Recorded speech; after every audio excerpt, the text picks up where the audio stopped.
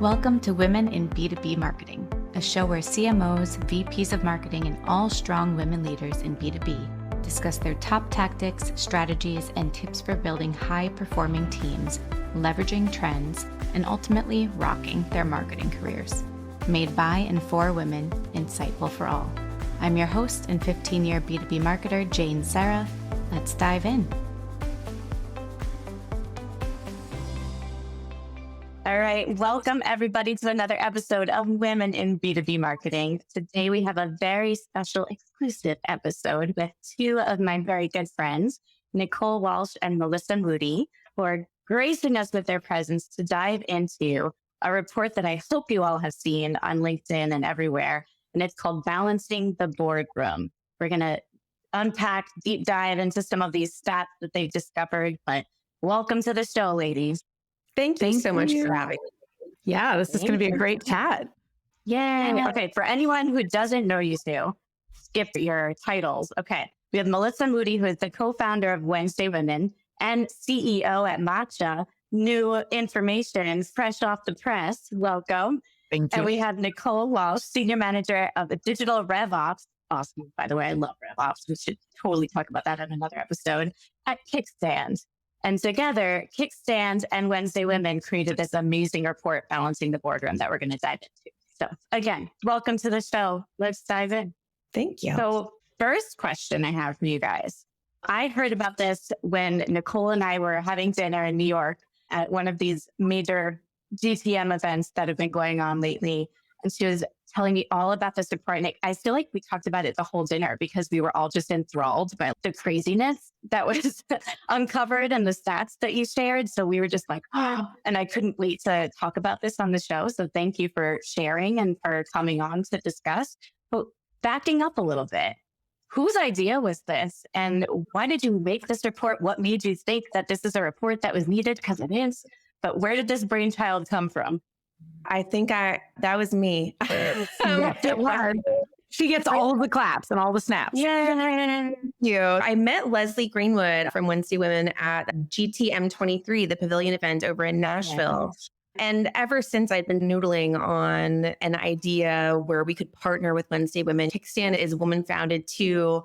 And we've got, like you were saying, Jane, the relatability of the data it's universal for almost all of us over at Kickstand as well. I think partnering with Wednesday Women made a ton of sense to us. And then once we decided to do it, the topic on a surface level also really was very easy to choose. But when I sat down to think about what I wanted to cover in the study, there are a lot of studies that talk about the disadvantages of women in the workplace. And a lot of them focus really exclusively on the greater share of family responsibilities, which I'm pretty sure I ranted to you about at dinner. I didn't want to just run back over that same ground again, because also something that really stood out to me in doing research and living life is that you don't see representation in leadership equalize at all or I shouldn't say at all, but you don't see it equalize for women who don't have children. Yeah. So it's disingenuous to pretend like that's the entirety of the problem and that you can slap some policies around that, as important as they are, and solve the problem. It goes much deeper. And I wanted to know where it starts and how we perpetuate it and how we can stop doing it. Oh, that's fascinating. I never even thought about that. The stats of women who don't have children and still not making it as far as men. Wow. And we felt so lucky because Nycole kind of just is the champion of this really thoughtful, structured research. But she came and she said, hey, Wednesday Women, would you like to partner on this with us? What organization wouldn't? We were absolutely thrilled. And it just makes a lot of sense because the way that we are really working on extending that visibility for executive women, it's a topic that obviously we wanted to talk about. And we just felt so honored to have such a capable team with Nycole and Kickstand championing this that, we were easily happy to hop on board. Awesome. Thank you, Nycole, for coming up with this and diving deep into behind the scenes of this. And there's some stories that came out of it. And like I was telling you before the mic, some stories that came up for me when I was reading through it. So before we get into your key takeaways, because there's so many and we probably won't be able to cover all of them, everyone go read the report. Did you have a hypothesis and were you hoping to be proven wrong? I will say, before I jump into a hypothesis, I think I had a little bit of a sense of we're not going to be surprised in general. I think a lot of it was going to be the questions as we structured the report and built the report with Nycole's leadership. It was really thoughtfully built, but I didn't really think that we were going to get any, wow, that blew me away. I'm totally surprised at the answer. So I think across the board, there was probably maybe 5 in particular that I was extremely surprised to be surprised about that actually came out of it with more takeaways, more like actual tangible, wow, I didn't think of that before moments than we went in holding it up for. I also will say, like, a little bit of a hot take. I tend to be, it's a little bit my personality, but I think a lot of women in leadership often, maybe this is part of the problem, is we tend to be in a don't worry about it, just keep working harder, just go do more. Totally. And so part of me was whatever we find, it's not going to change anything. We're just going to have to keep working harder anyway. But I really do feel like a couple of these points changed my perspective for sure. And I wasn't actually anticipating that. I thought it might be nice to have really good report, quotable for PR and backlinks, but I wasn't thinking, oh, I'm actually going to feel some change. So, Oh, that's so true. I was, I think, surprised, Jane, was so far the way through the report. I continually write things and wonder how they're going to shake out. And I feel like there were a lot of points. I went from healthcare into working at Kickstand, which I mentioned is woman founded and very friendly towards like making the workplace hospitable to women. So I think I have a little bit of a myopic view. And I think I thought we had come a lot further than we have in terms of gender equity in the workplace, especially. So those stats, I think I posted on LinkedIn about this, showing a comment that I had written saying, this is probably not going to pan out.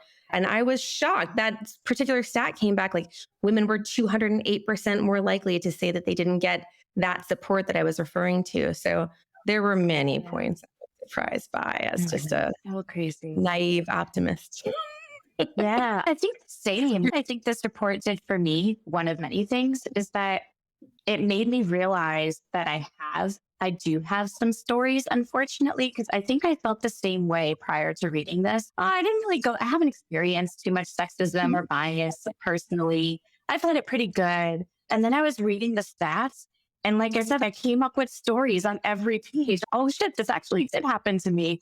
And this guy, I couldn't wear sandals around him because he was a creep. I just kept thinking of all of these stories. I know, right? We'll get into that. But all of these stories, and I'm like, oh my gosh, these things did happen. I just feel like they're normal.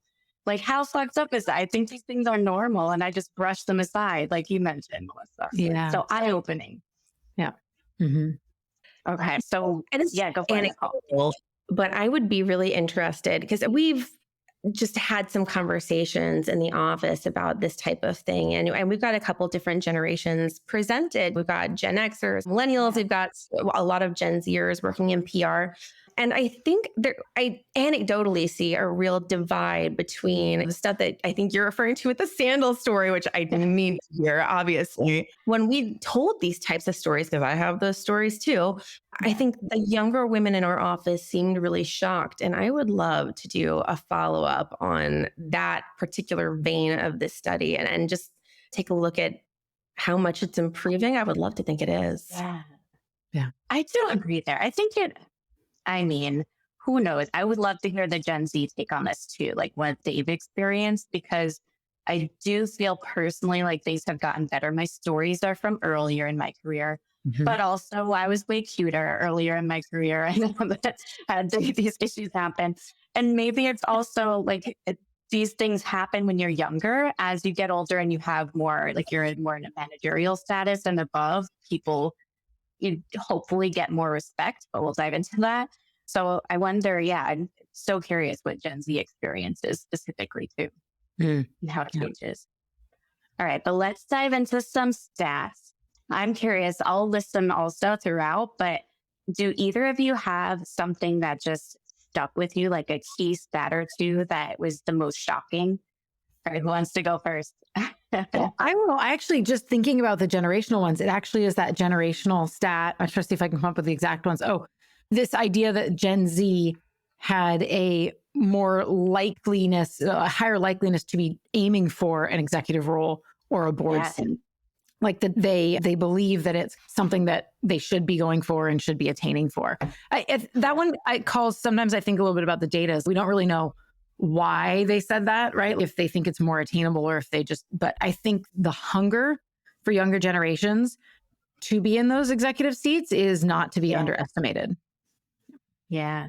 I wonder, and just with those stats, I have it in front of me. So Gen Z is 14% more likely than their older peers to be aiming for the C-suite and 36% more likely to be eyeing an eventual spot on a board.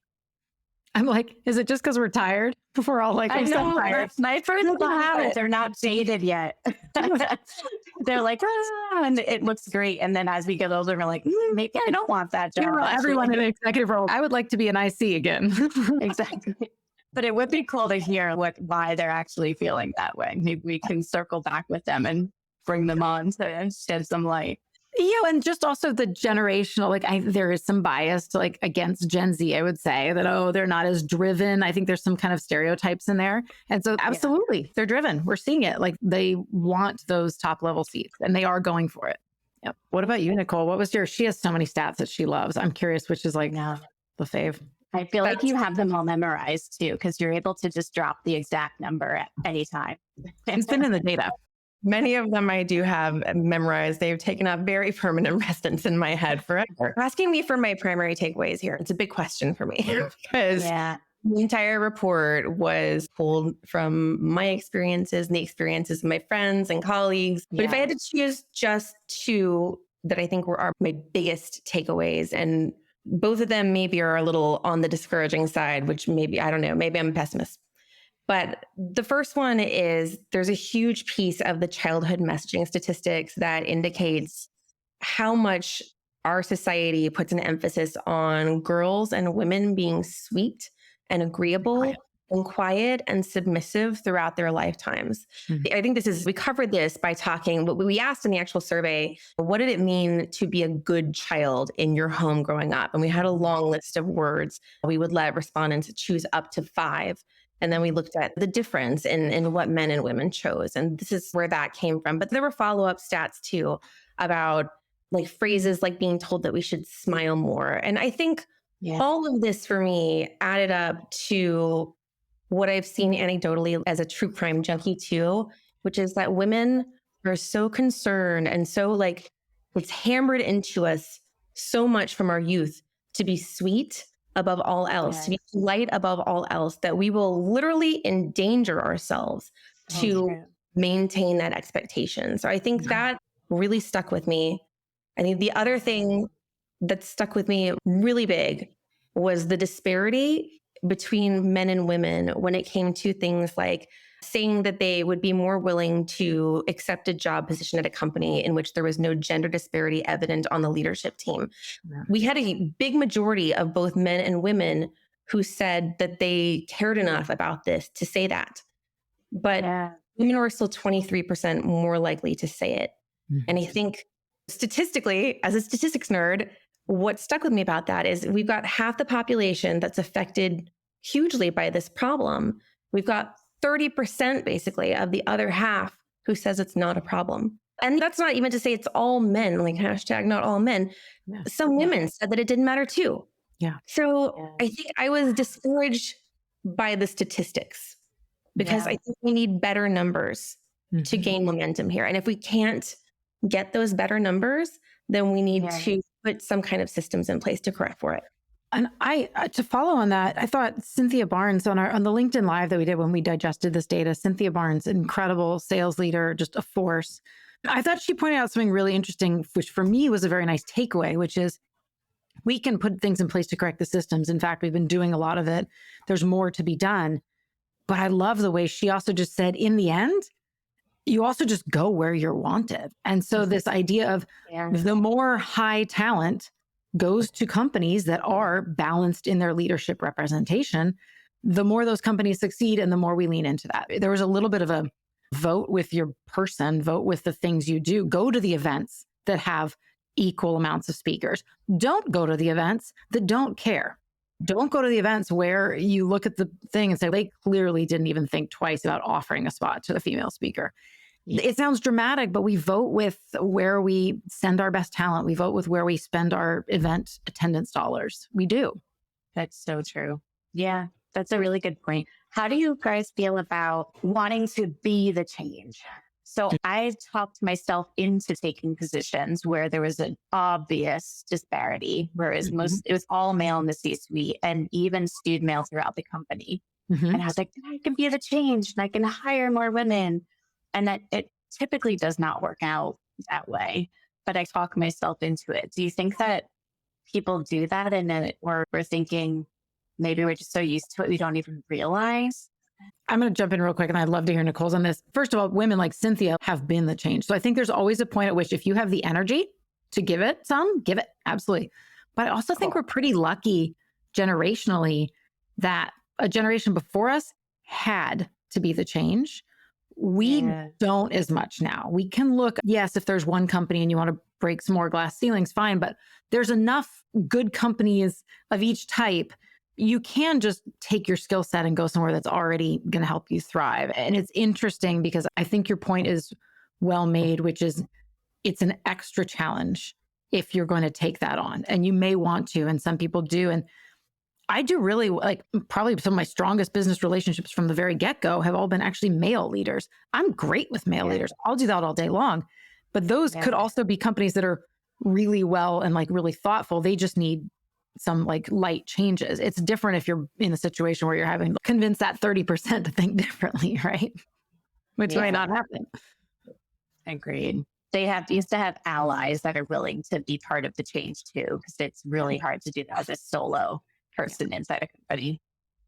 So interesting. I think, Nycole, you just also blew my mind too with that we're we're brought up to be so sweet that we even endanger ourselves, even outside of the workplace. I never even thought about this. I will not cross the street when I'm walking into an area that makes me feel uncomfortable or pass a person who doesn't make me feel comfortable. I will be like, oh, but I don't want to offend them if I cross the street. I literally think that. And then I think that's a normal thought until you just burst my bubble there. Like that's crazy. I'm like, oh, I don't want to offend them. I have to be nice. I have to be sweet. That's so good. Well, those are good traits. You're kind and sweet are good traits. I think the toxicity comes when we're told be sweet at the expense of your own self, right? Yeah. Sweet is a wonderful thing. I love people who are sweet, boys and girls. But if you're doing that instead of speaking up or being confident. I totally agree with you, Melissa. Yes, I am a big believer in being kind and being sweet. Please don't anybody mistake what I'm saying. Yeah, I think the problem comes when you talk about the behaviors that you were referring to, Jane, where we're ignoring our instincts across the street. Yes. That instinct is a powerful thing and it can save our lives if we listen to it. I probably listen to entirely too much true crime, but you here. Yeah. Yes. See, I listen to the podcast, but I think if we listen to it, it's there for a reason and it can save our lives. But I've heard too many stories on these types of women ignoring that. Just to get really specific, Ted Bundy, that was ways that he would lure women who didn't want to be impolite by saying that they wouldn't help him with his van. So over and over again, this trait has been exploited. Yeah, I have. So I wrote down on this page with these stats. So 3 stories that I have. So first, just to go over some stats. Men were 267%. This, I think, is the highest stat, right, in the report. 267% more likely than women to say that they were encouraged to be brave. I say this to my son on a daily basis. I want to have a girl so I can say it to her too. Women were 100% more likely than men to say they were encouraged to be quiet or dismissive. This one just makes me angry. Men were 62% more likely than women to say they were encouraged to be confident, while women were 48% more likely to say they were encouraged to be agreeable. And it just made me think right away, same to what we've been talking about. I grew up with pillows in my room, me and my sister, that said sugar and spice and all that's nice. That was like plastered everywhere. Always on report cards, I got notices saying I talk too much, right? Like, you're not supposed to do this. I bet no men got that on the boys at the time, got that on their report cards. But always, that was the little comment, even in gym class. Like, when else can we talk? In gym class, you should be able to. And I always heard, I don't know if this was just in my household, so getting raw here, but we always heard this phrase, little pictures should be seen, not heard. I grew up with that. And that it wasn't like you don't have to feel so bad for me. It was said like in a jokey way, but there's definitely some truth to it, right? Like you have to be quiet, you have to be sweet. So it's crazy. I really wonder, this is making me feel like I need to take this report to my therapist. Like, how has this impacted my career path and what I shy away from? It's just fascinating. And the childhood messaging is so important. But when I think back on it, I was very much in a household that I had two brothers. I had a dad who was the most supportive thing in the world. And like all the messaging for me was go be brave, be confident, you do whatever you want. But there were a lot of, I would say, outside of the home, the societal piece as well. So even if you grew up in a home where everything was like, be loud, tell your perspective, go and be confident, outside of the home, there were so many societal pressures as well that even if you're in a strongly raised thing, it's just a bigger story and picture of that. Jane, I have to tell the poem that I remember from mine. And I took this as a challenge. I had very curly hair, like my mom and my grandma before me. Oh, wow. There was a little girl who had a little curl right in the middle of her forehead. Do you know this one? And when she was good, she was very good. And when she was bad, she was horrid. And that was my challenge. I was like, if I'm going to be bad, it's going to happen. So that's your take on it. That it was like a challenge, not something to adhere to. And that was part of her nature. When she was bad, it was going to happen. That was who she was. So I love it. Oh, that's so cool. Also that you had curly hair. We need like baby pictures of Melissa. Pretty baby pictures of my daughter, and it looks just like me. But yeah, curls all day. I think it's so funny that you and I read that exact same poem. My mom would say that to me all the time. Mm-hmm. And I think the implication was that I was the horrid one. That we were being a little horrid. Wow. I figured it was like, go big or go home. That was my challenge. It was like, if you're going to be bad, get it, girl. Go all the way. Yeah, I love that. The funny thing is, I feel like, so my son is 4. And whenever I read, like my mom has sent a bunch of our old books down to us and shipped them over, clear out all of our old things. And she has some baby books. Anytime he wants to read one of those, they're so inappropriate. Like the old school kids books are so weird. The things they talk about. And I'm like, we're going to stick with these like Bluey book. Let's stick with that messaging. Indeed. You know what's funny too is the childhood messaging as a parent. I think those stats really did resonate. I'm guessing a lot of people who read it had that double. What did I go through? Then also, what do I pass down? I do have a boy and a girl, Jane, so I can test my messaging. But I find that as a parent, for me, the messaging I give them is more based on their natural state and trying to encourage them to be the balance of the natural state. So one of mine tends to be quieter. So I say, speak up. And one of them tends to be louder. And I say, hey, let's bring it down a notch. And so it's funny because I wonder if to a certain extent, it's not everything we looked at is not just gender-based, but also just like the individually based. I don't know. Yeah. Yeah. Like encouraging who they are. Versus, like, should I just lean into who they are and like really celebrate who they are? Versus that's fascinating too. Yeah. We always as parents are like, what are we fucking up? Like, what are we doing wrong? But that means we're doing it right if we're questioning it all the time. So hopefully there's some truth to that. But speaking of, you mentioned, I'm going to list another stat from your report, is 51% of women in leadership positions who have children say they've been questioned about their ability to balance family and professional responsibilities when applying for a job or promotion. Mm-hmm. Only 33% of men, which I was even surprised it was that high, for 33%. That was shocking to me. I would have thought that. But still, way more women, 51%. So crazy. What did you two think of that one? Oh, gosh. That one was one of the ones that I guess did not surprise me. Maybe it's like you, I was surprised that the number for men was so high. And I wonder if some of that was like, I talked about this a little bit about in survey research, there's a little bit of a barrier to getting people to tell on themselves. Mm-hmm. They tend to report on themselves, even anonymously, through what I would call a somewhat rosier lens than what reality actually is. So I think that number is lower. Like, oh, I know what they're trying to get out of me here. I'm going to bump this up. I guess I'm just stunned that this is still happening. Yeah. And I talk about this a lot in the context of return to office mandates, which are obviously continue to be a topic, because I think a lot of people have a lot of opinions on this. My opinion is that RTO mandates are inherently anti-feminist. And it's because of this exact reason. There's no shortage of data, our own or external data, to affirm that women are still carrying this hugely uneven load at home, statistically speaking. And so, statistically speaking, when there's a return to office mandate across the workforce, women are going to be the ones to pay for it. Yes, 100%.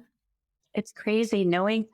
I feel like I hear that so much in our circles, but I haven't seen a huge New York Times article. Maybe I just haven't seen it. Maybe there is one, but I haven't seen this in the broad media while all of these major companies are forcing the return to office. And I'm so confused by that. Like, who's paying whom to not have this be a major discussion? It's just crazy.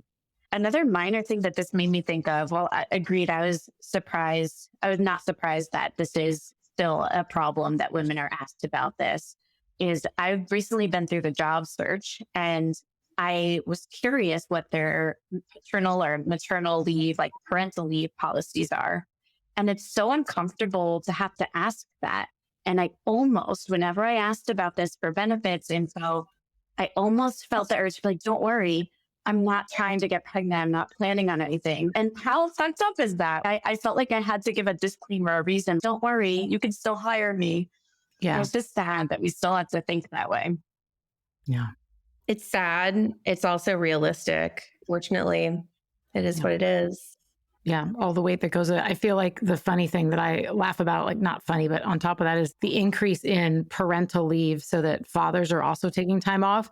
It's funny because I almost feel like that's what it's trying to solve for, which is you're going to have someone missing for X amount of weeks, regardless of what type of parent they are.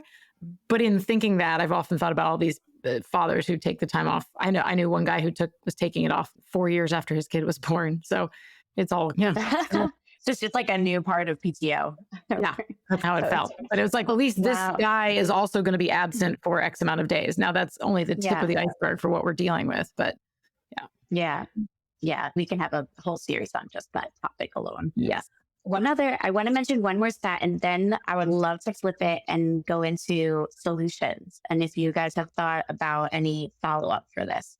But one last stat is women were 21% more likely than men to have never applied for a speaking slot at a conference or event.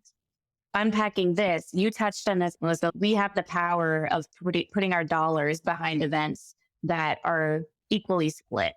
And I'm curious, this is where the upbringing that Nycole was talking about, like our childhood and being raised to be quiet and sweet and not put ourselves out there, be agreeable, but this correlation to not putting yourself out there and not applying to be a speaker.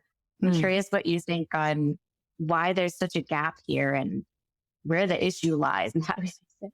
Yeah, I wonder too, because especially applying to be a speaker, you're assuming that there's some sort of seniority in the level, right? It's somebody who's got some expertise, they're going to speak there. I also wonder too, and this is a big reason why we actually started Wednesday Women, is a lot of women are not in a different form, instead of speaking on stage, posting regularly on LinkedIn, right? Like creating their personal brands, like personal branding. Now that actually could be helping your company, but in general, if you're going as a speaker, it's your personal brand is out there. It's probably also helping your company, just like on social media. So I think there's a parallel with we're not seeing enough people wanting to do that. I would be really interested to pull back the questions, like one question deeper on this particular one of why? Why are you not? Yeah. Because in my mind, a lot of it comes down to I am busy doing other stuff. And I know that sounds silly, but I think a lot of the thing is speaking at a panel and a presentation is a lot of work. And if and going there and traveling and getting on the stage, and sometimes it's just like the women I know are just too busy getting shit done to do that. Now you have to have enough drive to say, I want to get in front of people. I want to get my company in front of people. You have to have kind of that nerve. I don't know. I guess this one I struggle with because I think it's gender-based, obviously, but I also wonder why within the gender. I don't necessarily think, I guess what I'm getting at is I don't think it's all just a confidence thing or a standing up on stage. I think it may also be like I don't have the incentive to do it. Interesting. Can we do a follow-up report on just diving into the events and building personal brands across the genders? I feel like it's fascinating that Katie Berg and I were just talking about this on a recent episode, that we feel, this is totally just us, not research backed like your report, is that it feels like men are just like, yeah, fuck it, I'll do that. I'll apply to this and I'll go to this. And I think women are more thoughtful and we want to put our all into a presentation and make sure it's the best it can be. And like you said, Melissa, we're doing it, Melissa, we're getting shit done. So that we don't have the time to do that to the extent and the level we would want it to be. So whereas men are just like, yeah, I'll do it. So me and Katie were joking. It's like, we need more fuck it energy. Like, yeah, fuck it, I'll do it. Instead of planning everything to a T and making sure it's like perfect. But no data behind us. I think that's the Jesse Shipman quote, right? God give me the confidence of a mediocre white man or whatever it was. Yes. Like any one of these women could be up there giving that presentation, but they're like, oh, you're right. I have to plan my slides. I have to really think about it. I have to get good content. And the guys are like, I'll go and talk about that. Yeah, exactly. No slides. Think you hit right on. So I have some thoughts on this whole thing, because I think a nuance from the data that I am very intimately familiar with, being the data nerd, is that the 21% were the people who said that they had not gone to go speak. These were people who had already acknowledged its value to their career. We first asked, would these actions be valuable to your career in your estimation? For the ones that they said yes to, we said, have you done this in the last 3, 6, 9 months? So these are people who already said this would be valuable. I'm not doing it. My personal take on this, and it's backed by data, but it's my interpretation of the data. But I think there was a stat in the report that connects the people who were emphasized to be quiet in their youth. They were some like 57% less likely to have applied for speaking. And of course, women were overrepresented in that group by 2 to 1. And also another nuance from the data is we asked whether respondents felt that they had the business acumen, the leadership skills, and the determination to succeed in the top ranks of business. More or less equally, women and men said they had the determination, they had the leadership skills. Women were significantly less likely to say that they had the acumen. So I think this points to a real confidence gap. It takes a huge amount of confidence to get up on that stage. And I think, I probably just used a lot of words to say we need more fucking energy, but yes. with staff. This is more scientifically backed. We need, part of it too is we need hype people. I won't say hype women, but we need hype people. We need people who are like, of course you can go speak on that. You're an expert at that. Yes. Get up on stage. Yeah. Because there was a nice line on the LinkedIn Live about the data earlier, but that I believe it was Sophie, maybe correct me if I'm wrong, talked about the second voice in your head, or was that you, Nycole? That was Nycole. Yeah, it was Nycole. So this idea of you tell yourself one thing and then you need the second voice to say, no, actually, you should do this. I feel like a lot of times for women, it's mostly women, but also let's just say there are supporting people who push us to do that. So if we're conditioned to say, I should be quiet, I should let someone else have the stage, we need that other person to say, absolutely not. You should be on that stage. You can do this. So that is a perfect lead into solutions, right? Like we see this data has uncovered, it solidified a lot of our thoughts in some cases, and it made our thoughts way more extreme in others and blew our minds in the third way, right? So there's all these things, and most of them are shockingly raw or negative and just things we want to change, right? So to change that is one way, what I'm taking from what you're saying, Melissa, is to be that support system for other women and to lift them up. Obviously, all 3 of us are big fans of this, and with Wednesday Women and our podcast, trying to get more women out there and on stage and on mics. So that's one way. Do you have any other thoughts? Like first step, reading this report, everybody go read it, share with everyone in your company. This report is not just for women to read. It's actually more important for everyone else to read.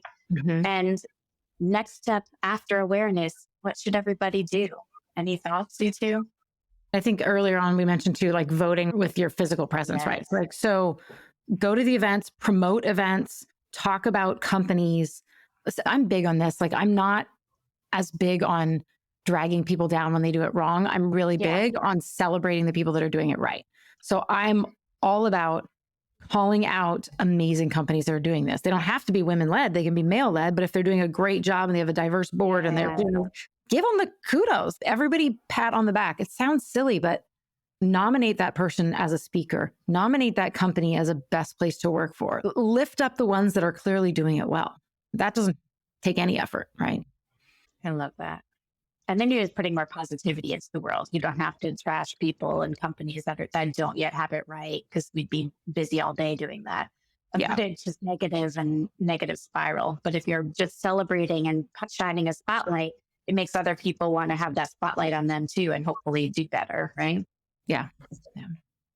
The most important thing to me that we can all do, and there are a lot of employer actions that we could talk about that were from the data, but to me, I think seeing how early it starts and seeing how hard it is to overcome after a lifetime of that messaging, the most important thing that we can do is be careful about the way that we talk to kids and to the people around us, and be willing to have really uncomfortable conversations about it. An example that I was thinking of the other day was when I see people talking about their daughters dating, their teenage daughters dating. I think this is like a really pervasive example in our society that's seen as pretty innocuous, sometimes even seen as sweet, when people are like, oh, my daughter I'm going to be very protective about her dating and you have to go through me first.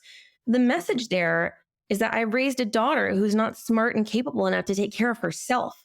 And we're hearing things like that and responding to them in a way that doesn't reinforce them. And that's just one small example. But I think that over many different behaviors and things that are said can start to make a difference. Oh, I love that, because you do still hear that all the time. And it is, I think the reaction is typically, oh, like she's a daddy's girl. So true. Yeah. And it's, not to broaden I think we have such a clear focus with this data, but that kind of stuff extends. I think we know as parents that extends to the boys too, right? Oh, he's just doing that. It's boy stuff.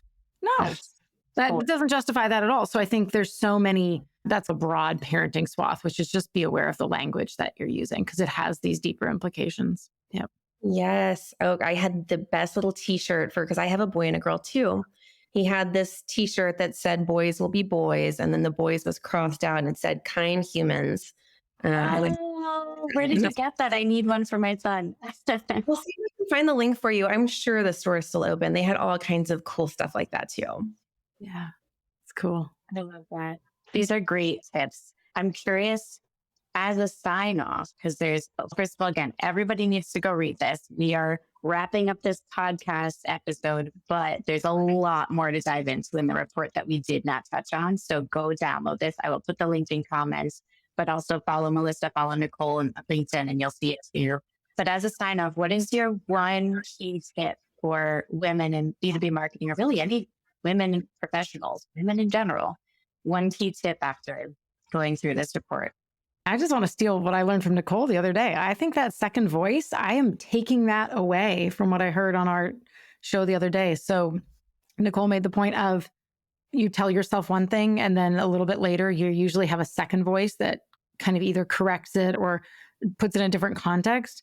I'm going to be listening to my second voice more often. And I think that's just a really good personal walk away for me. I love that. Thank you. I'm so glad that you liked it. You're the one who came up with it. Thank you. I mean, I didn't really, I heard it somewhere moving through my life, but it stuck with me too, because there have been many times where your voice goes off and it's discouraging, or it's not like who you believe yourself to be. And then, that second voice comes in and says, no, that's not right. And somebody told me once that first voice is what you were taught. The second voice is who you really are. And I think those words really changed my life. And I'm glad that you like them too. I do.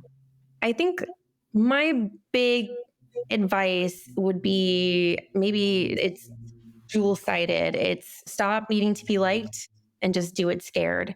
I think this report really reinforced like how much women are especially, or all of us, but women especially, I think are encouraged to be likable and liked. And I think it can hold us back professionally. And again, that confidence gap holding us back from doing the things that can advance our goals. So I think, yeah, do it scared. Be scared and do it anyway. Yeah. I love that. I feel like this is going to be an episode that everyone should play on repeat so they can just feel this energy and get inspired and listen to that second voice, which, by the way, gave me goosebumps at just hearing you guys talk about it here. So I need to go watch the recording of that LinkedIn Live. I'll also put that in show notes for everybody so you know what we're talking about here and can go look back at this also, because that's just amazing. But thank you both so much for coming on the show and unpacking a little piece of this amazing report together. I really appreciate it. Yeah. Thanks so much, Jane. This was awesome. Yeah. Thanks for having us. And thanks to Nycole for being the champion of this data. It's so amazing. And thank you, Melissa and Wednesday Women, for partnering with us on it. We would never have been able to do it without you. And now it's out in the world. And I'm so excited. Kickstand and Wednesday Women, thank you so much for creating this, and excited to see future reports, hopefully, that come out, because this is just gold. So thank you. Thank you, everybody, for tuning in, for listening. If you like the show, rate us, share with a friend, like the episode, comment, do it all. We appreciate it. It gets us in front of more women and everyone. So thank you, everyone. Have a great rest of your day.